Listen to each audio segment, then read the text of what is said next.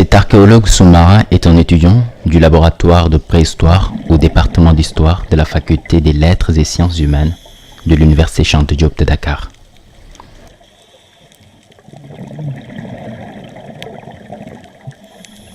L'archéologie sous-marine fait partie des techniques récentes de l'archéologie.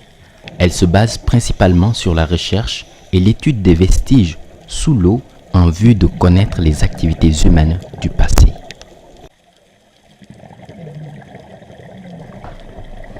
Elle peut aussi être définie comme étant l'étude des civilisations passées, de leur histoire et évolution par le biais des témoins matériels de leurs activités et comportements grâce aux découvertes faites en mer.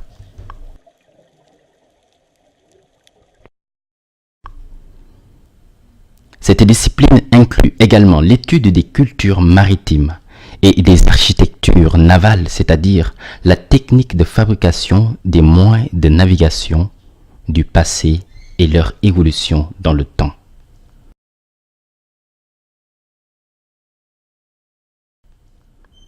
Ici, cet étudiant, en collaboration avec les historiens du département et les spécialistes de l'orature, fait des recherches pour nous éclairer sur un épisode très important de notre histoire nationale.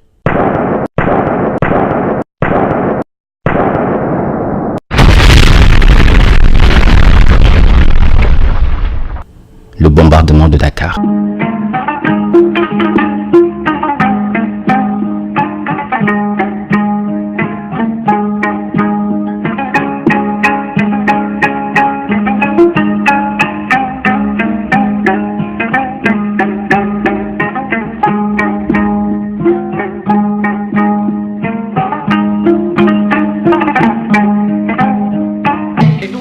Notre première étape sur la route de la libération de la France. Devant une des plus belles positions de notre empire, c'est à Dakar qu'il faut prendre pied. C'est le Sénégal qu'il faut garder de l'influence néfaste de ceux qui suivent la voie de la soumission. C'est le Sénégal qu'il faut aider à venir à nous. Dans une heure, notre compagnie entrera dans l'action. Nous pouvons lancer par avion hélicoptère. Nous venons détendre Dakar. Nous venons ravitailler Dakar. Nous allons traquer l'angle.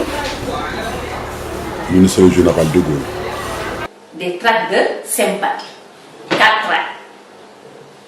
Qui disaient en subsistance: vive la France libre. Vive l'Afrique occidentale française. C'est donc vers 11 heures que va avoir lieu véritablement le bombardement. Dans la cour de notre maison, on est en train de prendre le petit déjeuner. D'un seul coup, on voit un aéroplane en train de tourner autour du quartier de la Médina. Quelques temps après, on a entendu des bombardements.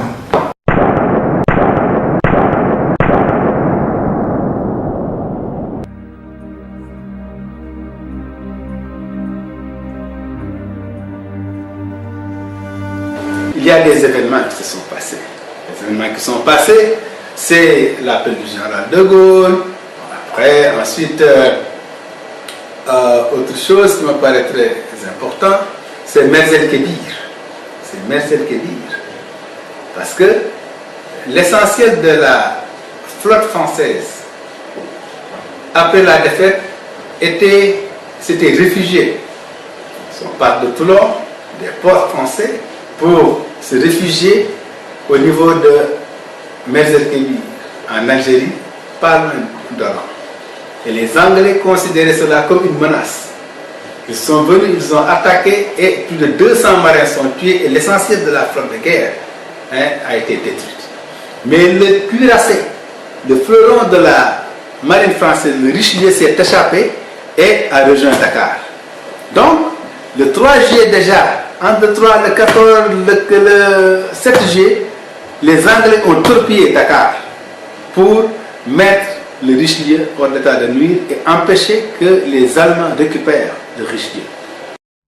De Gaulle, qui faisait appel à la résistance depuis l'Angleterre, comptait beaucoup sur l'empire colonial. Il avait en face de lui, à Dakar, les partisans du maréchal Pétain, dirigés par le gouverneur général Boisson. L'événement fut bien relayé par la presse de l'époque. Dans cette guerre mondiale et totale, dans cette guerre où tout compte, l'Empire français est un faisceau de force capitale. Le crime de l'armistice, c'est d'avoir capitulé comme si la France n'avait pas l'Empire. Le crime de l'armistice, c'est d'avoir méconnu les forces immenses et intactes que nous gardions dans l'Empire. Le crime de l'armistice, c'est d'avoir désarmé l'Empire pour que l'ennemi puisse en disposer.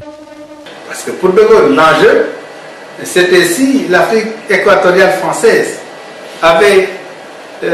s'était rangée du côté de De Gaulle, il n'en était pas de même lorsqu'il s'agit de l'Afrique occidentale française.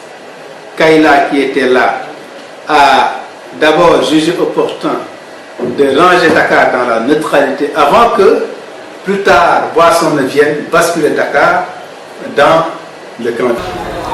Le truc là, vous voyez nos Boissons. La France m'a confié à Dakar, je garderai Dakar jusqu'au bout. À l'insistance avec laquelle on nous incite à nous séparer de la France, il ne peut y avoir qu'une raison de prestige africain. Pour donner cette satisfaction de prestige qu'on nous demande, il faudrait se résoudre à ajouter au malheur de la France, et comme je vous l'ai dit, à briser dans la dissidence notre cohésion nationale. Jamais. La France d'abord. À ceux qui ne voudraient pas comprendre, à ceux qui se laisseraient tenter par les appels qui viennent de l'extérieur, mon devoir serait, et je ne saurais y faillir, de leur faire sentir toutes les rigueurs de la loi.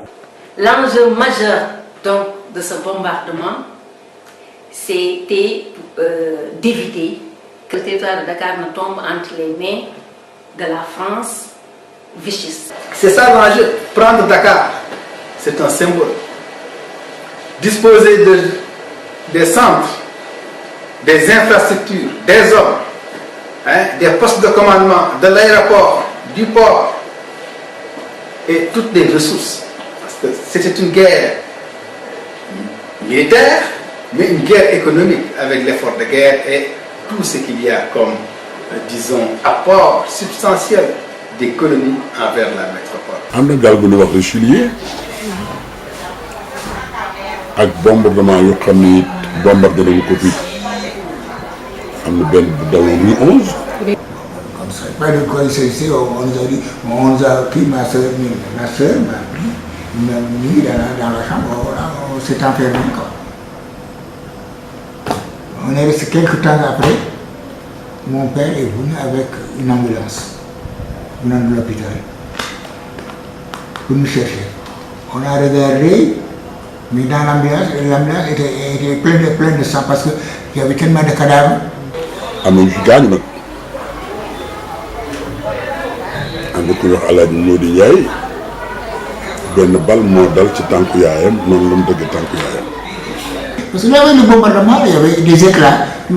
Quelqu'un marche dans son côté. On va pousser sa tête à cause des éclats de bleu. Il y avait des cadavres. Et qu'il avait vu un Libano-Syrien, un commerçant Libano-Syrien qui avait été décapité. Séance tenante par un obus. Le 23, le premier jour du bombardement, le 23 septembre. fi ñu dëkk nii soo génnee tuuti am na kër gu mu jàkkaarloo góor gi nettali nañu foofu ci jamono yooyu am na bal bu fa dal ma gis ma ba mu fa dalee dafa rey borom kër gi ak soxnaam ndax ñoom bi bombardement bi commencé tàmbalee dañoo gas am kan dugg ci biir pour mën a sauver ngeen mucc yàlla àtti fa leen bal ba fekk rey leen foofu la ñu suul ñoom ñëpp ñu nekk ci biir ci rue de Ramsi bi angle avenue du Sénégal. Certains endroits bombardés ont été revisité.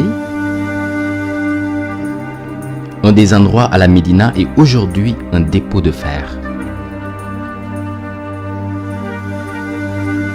Les bombardements ont fait plusieurs victimes. Mais quel est le nombre de victimes? Au-delà des morts, beaucoup se sont déplacés.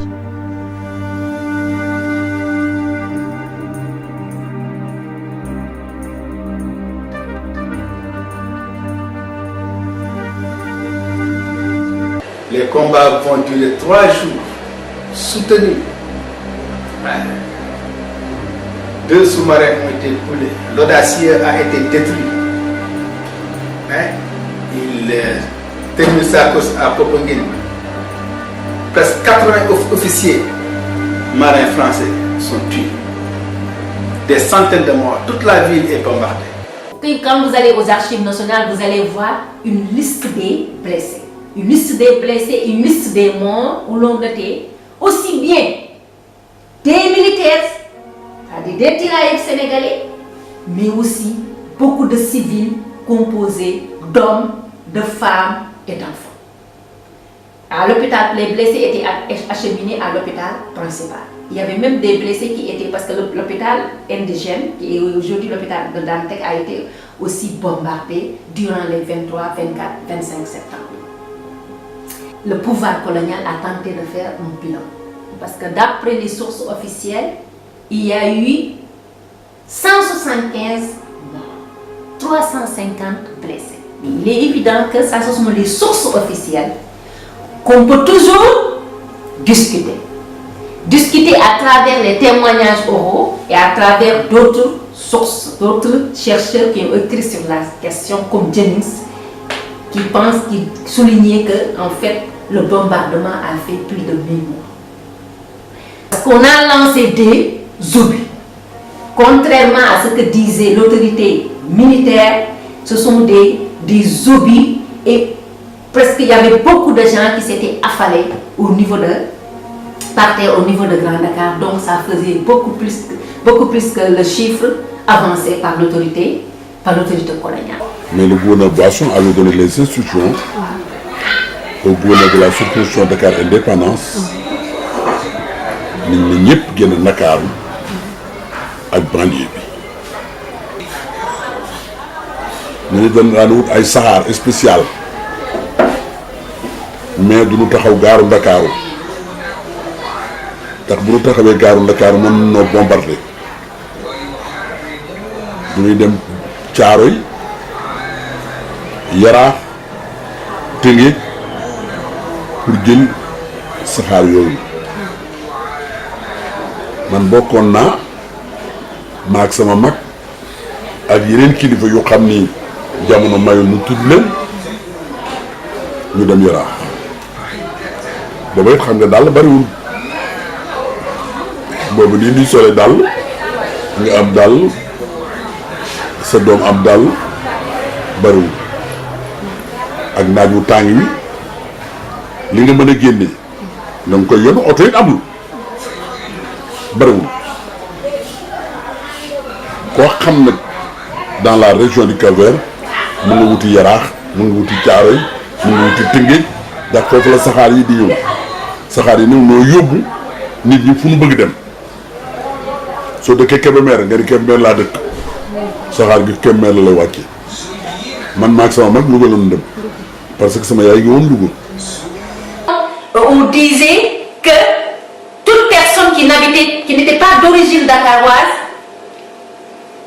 peut rentrer chez lui. C'est-à-dire qu'il pouvait prendre le train et rentrer directement. C'est à partir de ce moment que beaucoup de gens qui n'étaient pas d'origine dakaroise étaient allés rejoindre leur ville natale.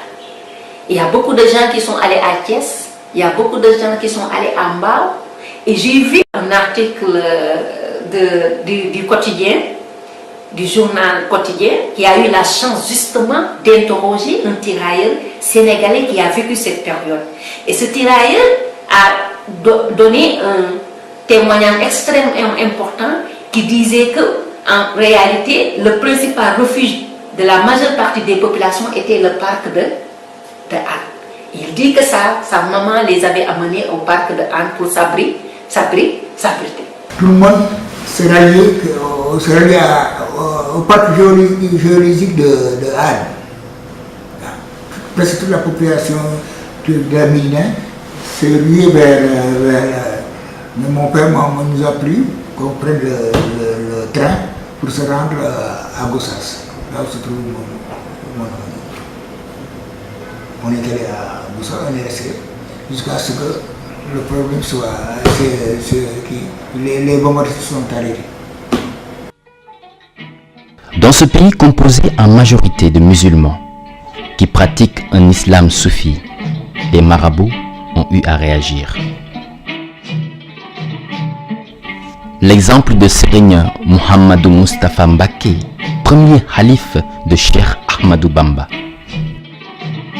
jamono yooyu loolu mooy léegi ndimbal la fay ne parce que li am na ba pare la ca des mooy ña ca nga xamante ne ni ay gaañu dal na leen ci te bokk ci njaboot gi lam ca man mooy taxawaay jàppale leen ak dimbali leen ci nu ñu yore seenu njaboot ak nu ñu yore gaañu yooyu nga xamante ni moo leen ci toppe ndax moom am na kër Dakar kon mel na ni ci waa Dakaaru la bokk ndax am na fa kër boole kook ak njaboot goo xamante ni ñoo fa féete te ci baatam lañ doon yooyu foofa itam bokkoon ci ay barab di jëmukaayam ndax lijjanti yi nga xamante ni doon nañ ko lijjanti.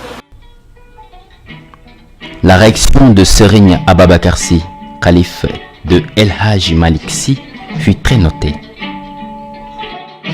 dafa fekk nag Serigne Babacar Sy, le premier calife de Cheikh Seydi El Hadji Malick à Rufisque, mu seeti woon sunu yaay bu ñuy wax Umu Xayri Sall mooy yaayu Sidi Jamil mi ngi dégg di taw Sidi Boubacar tubaab yi d'accord indi kilifa yëpp génn gouverneur général de la WEF wax gouverneur de la Chose Dakar et Dépendance pour mu fab si Babacar Rufisque pour mu génn delluwaat Tiwaawan comme ni kilifa yu bari mu delloo leen seen dëkk. Quand la proposition nu wax ko si Babacar Sy radiyallahu taala anhu daf ni moom du dem Tiwaawan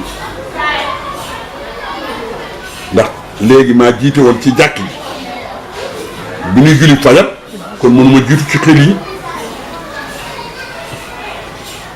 ce que je veux li ma bëgg man Babacar Sy mooy na ma delloo Dakar 99 rue Thiers ndax fa la dëkk xëy na sax bu nu delloo waat Dakar tàllal loxo sunu borom tara koo taalaa yàlla miy maye xëy na kon bombardement sax dootul am. góor gi la laqoon kën yi déggul na tuuti ma. kooku mooy sa Babacar. ki la laqoon Ndakaaru gee bëgg a xar ma. kooku mooy sa Babacar. góor gi la laqoon kën yi déggul na tuuti ma. kooku mooy sa Babacar. ki la laqoon Ndakaaru gee bëgg a xar ma. kooku mooy sa Babacar. noonu la ko jëlee moom itam Dakar indi ko mu aw ci rakkam bi ñuy wax Alaaji Mansour moom la nu ma tuddee déggoon xanaa borom daara ji gàtt déggoon yëpp moom itam Mansour. qui était khalife général des Tidianes moom la ñu ko tuddee Alaaji Mansour moom nag ñu ngi dëkkoon moom itam rue 11 à cette époque bi ñuy bombardé bal ñëw na ba dal kër Alaaji Mansour ko koy njóobu jigéen à la rue 11 moom itam mu ni comme que sama mag a ngi fii fu ma jëm il est resté à Dakar mais daal Dakar daal boo fi yëgoon man nga doxee Tëngéej Caaroy Wakaam doo gis kenn ñi ngay dajeel dina mat fukki nit ak juróom ñëpp ngi ci gaar yi pour saxaar bi la yóbbu xam nga dee gaa ngi nii ak Bakar xam nga dafa neex te xam muy nu woon loolu ndax dem nu 14 18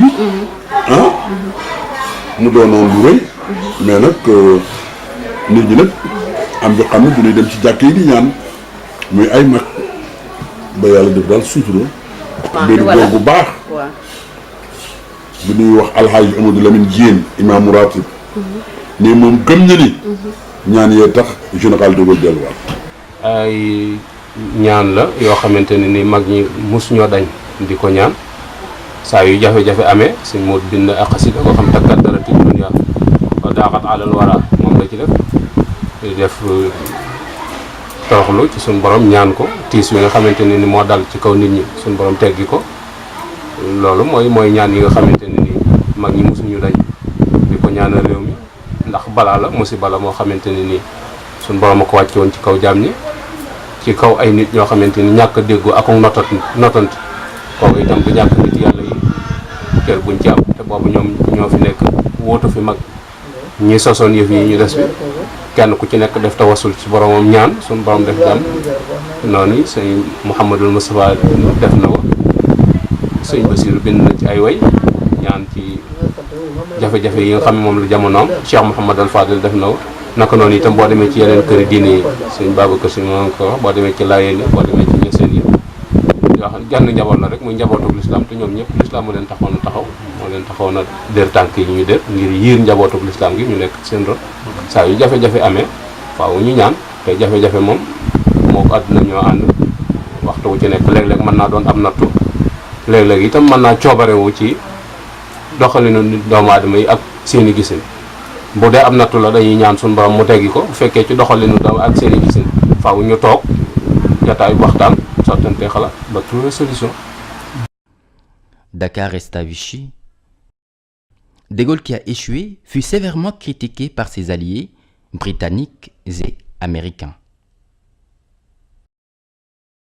Au troisième jour, De Gaulle a été obligé de battre en retraite, se replier à Banjul, rejoindre Sierra Leone, le Libéria, Douala, et de Douala il prend un avion avant que l'avion ne s'écrase sur un lac.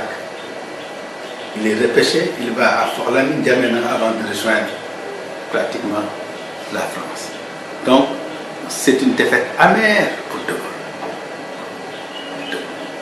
Gaulle. De Gaulle va parler de cette bataille de Dakar dans ses mémoires. Et il va dire qu'effectivement, partout en Angleterre, qu'à Londres, il y avait une tempête de colère. Et qu'à Washington, il y avait un ouragan de sarcasme qui se déchaînèrent contre lui. Tout ça pour montrer l'ampleur de la défaite de Gaulle et la colère des Britanniques contre De Gaulle. Cette défaite de la France libre a été relayée par la presse locale à travers Dakar Matin et la presse internationale à travers le New York Times. Pour dénoncer l'attitude de Gaulle, qui l'accusèrent de les avoir entraînés sans avoir des renseignements précis sur Dakar. Pourquoi De Gaulle a échoué à Dakar? Mais quand on y réfléchit, c'est que Dakar s'était préparé à la confrontation. Le réseau de renseignement, la rénovation des unités militaires, le front de terre a été remodelé, le front de mer d'Erdjaljo a été refait. Et toute la côte, jusqu'à Malika, des batteries, des tourelles, des soutes ont été aménagées pour défendre Dakar. Et en matière de stratégie, de polémologie ou de polyorcétique, c'est-à-dire l'art de la guerre, la défense est supérieure à l'attaque. Clausewitz dit qu'il faut 3 contre 1 pour équilibrer les forces, pour prendre une place fortifiée, bien défendue. Dakar était une place fortifiée, bien défendue, par des unités aguerries, entraînées, et lorsqu'ils ont des problèmes, la flotte aérienne est partie de Thiès pour venir apporter son soutien et, disons, équilibrer les forces. Mais il faut noter aussi que l'Angleterre ne s'était pas entraînée gratuitement dans cette guerre. Parce que, comme l'a dit De Gaulle dans ses mémoires, la Grande-Bretagne voulait avoir une partie de la réserve d'or de la Banque de France qui avait été acheminée au Mali. Justement, un autre aspect négligé par l'historiographie, c'est que dès que la France a été défaite, l'or de la Banque de Pologne, l'or de la Belgique et le trésor français, l'or a été convoyé et amené à Dakar, au port de Dakar. Et de Dakar, cet or a été convoyé par chemin de fer jusqu'à Caille. De Gaulle, qui avait un État qui n'existait que sur du papier, pouvait avoir une assise territoriale en prenant Dakar, mais aussi peut-être avoir un butin de guerre, des ressources économiques pour continuer une guerre dont l'issue était de plus en plus incertaine. Surtout que De Gaulle dit que l'Asie est lointaine et incertaine, mais l'Afrique est proche et certaine. Et dès que la situation s'éclaircit, on comprend aisément pourquoi le sort et l'issue de la guerre en Afrique s'est décidé à Brazzaville et non à Dakar.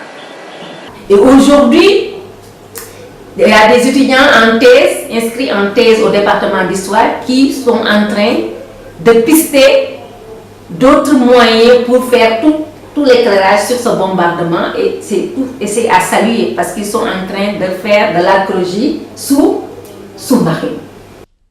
Au-delà de son importance dans le domaine de l'histoire militaire, l'archéologie sous-marine est importante pour la découverte et la valorisation du patrimoine subaquatique. Ces épaves de navires, de sous-marins, d'avions qui ont été coulés lors des bombardements constituent aujourd'hui des témoins importants pour l'étude de cette bataille-là. Parmi ces épaves, on peut citer les 2 sous-marins français, Ajax et Percé, 6 à 8 avions de type Swordfish qui appartenaient à la force britannique, coulés dans la presqu'île du Cap-Vert, mais aussi quelques navires de commerce qui étaient accostés au port de Dakar et qui accidentellement ont été coulés. Parmi ces navires, le plus célèbre est aujourd'hui Tacoma qui se trouve juste à l'entrée de l'île historique de Gorée, repose aujourd'hui à 13 mètres de profondeur. Du Tacoma, qui était un grand cargo, un cargo danois, qui mesurait plus de 100 mètres de long et qui contenait à l'époque des fûts d'huile de palme. Ce type de patrimoine, notre héritage sous l'eau, donc témoin matériel de notre histoire maritime, peut participer au développement économique et culturel de nos régions grâce à sa protection et sa valorisation avec le tourisme de plongée.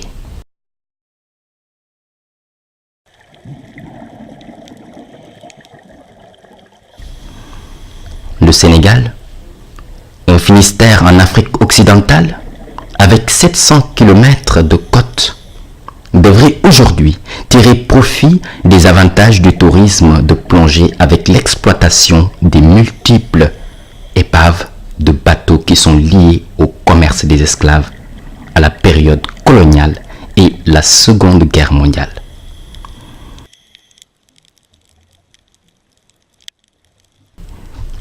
Il ne faut pas oublier les sites proto-historiques engloutis, sans compter la faune et la flore sous-marine et subaquatique extraordinaire.